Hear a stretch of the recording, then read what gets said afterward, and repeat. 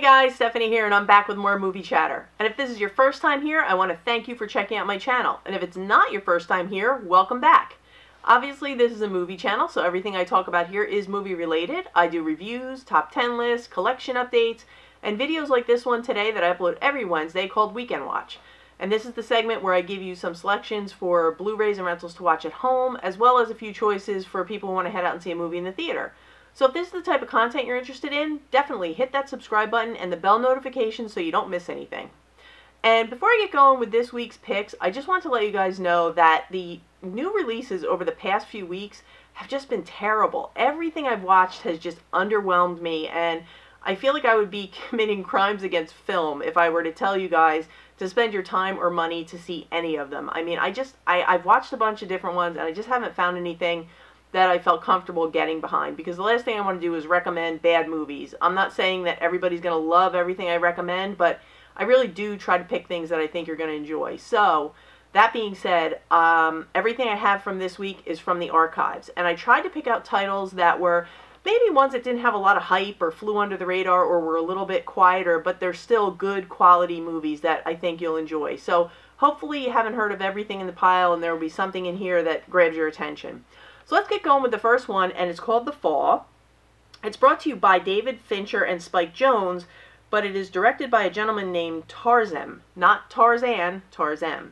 And this was shot over 4 years in 18 different countries, and let me tell you, it is a beautiful, stunning movie. The cinematography will blow you away. It takes place in the 1920s, and we have a 5-year-old girl named Alexandria, and we have a stuntman named Roy. They're both in the hospital. Roy was injured on a movie set. Alexandria suffered a fall while picking oranges in a grove. She has a broken arm, so she's running all around the hospital, and he has a back injury, and he's not able to walk. Roy finds out that his girlfriend has been cheating on him, so he is extremely depressed. And when this 5-year-old girl comes running into his room, she wants to befriend him. She asks him why he's there. They start to strike up conversations. And what he does is he starts to tell her stories.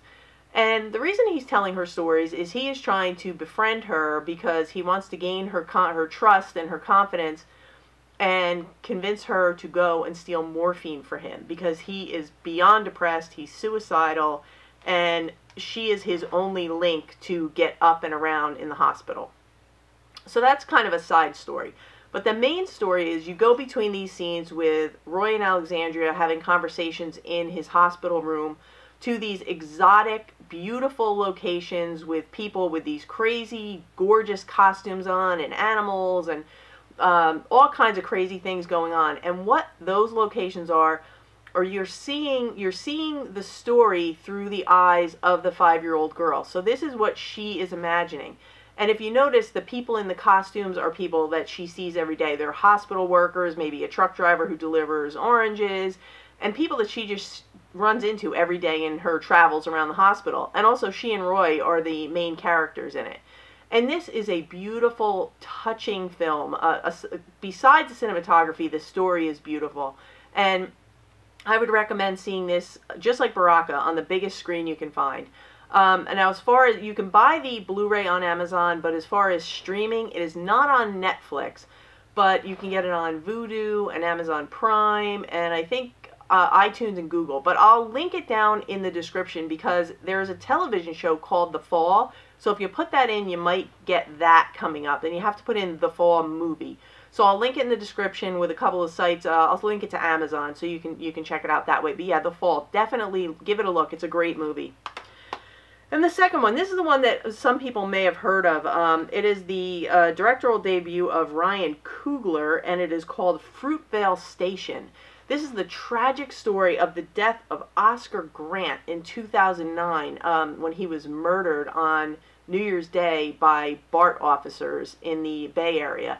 And I can tell you, Michael B. Jordan gives a powerhouse performance in this, and it is a moving, sad, sad story. This is definitely not a feel-good movie, but what it does is it follows Oscar Grant through the last 24 hours of his life. And Octavia Spencer is in it, and she's amazing as always. But yeah, if you haven't seen Fruitvale Station, again, this one is also not available on Netflix, but there's a bunch of places that you can stream it for a couple dollars. But if you haven't seen it, I definitely recommend giving it a watch. And if you know the story, you're still definitely going to want to see the movie. So yeah, I actually waited quite a long time to get that Blu-ray because it was on back order. And this last one is a documentary. It's an Academy Award winner documentary, Best Documentary Feature 2004. It's called Born into Brothels. And photographer, I want to get her name right, Zana Brisky, traveled to Calcutta to the red light district where the prostitutes lived, and she wanted to live among them. And what she found is when she got there, she was greeted by the children, and she started to know the children who were the children of the prostitutes in the red light district.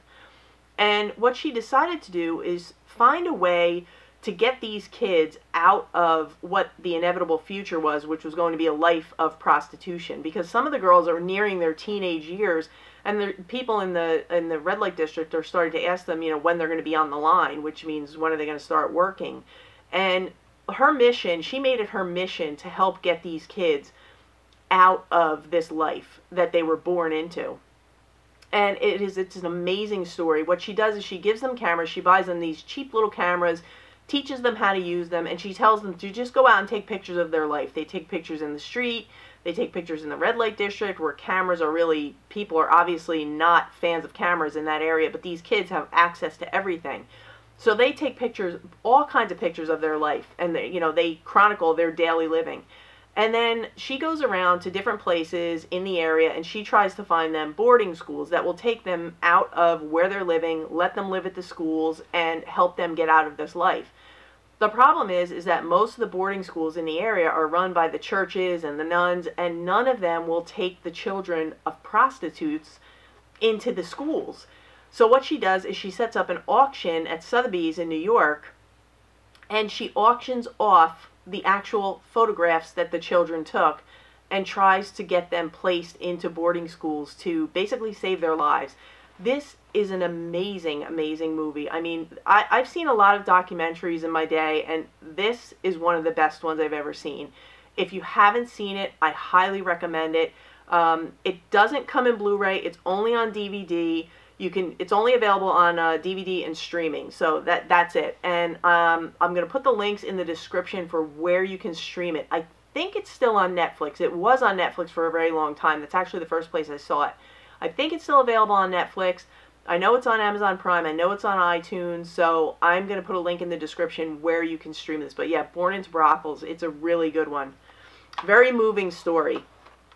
And I actually looked on her website today, and she still has the program up and running, so it's still ongoing, and that was, 2004. So those are my picks for this week for home. And as far as the theaters, we still have The Incredibles 2 is doing great out there. It's being very well received. You have Tag, which people, it's kind of mixed reviews about Tag. I haven't heard the greatest reviews. It's kind of, middle of the road.